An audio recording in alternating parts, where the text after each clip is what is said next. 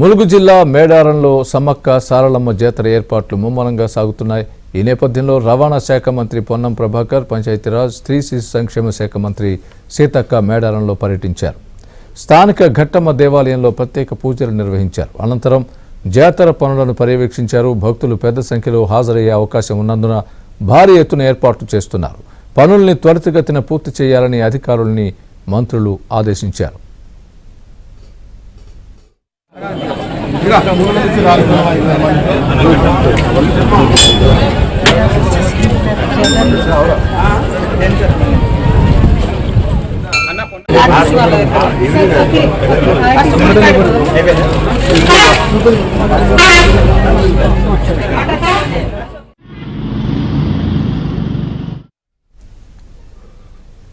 పొన్నం ప్రభాకర్, పంచాయతీరాజ్, స్త్రీ శిశు సంక్షేమ శాఖ మంత్రి సీతక్క మేడారంలో పర్యటించారు.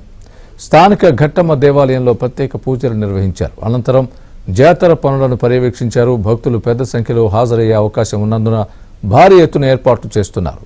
పనుల్ని త్వరితగతిన పూర్తి చేయాలని అధికారుల్ని మంత్రులు ఆదేశించారు.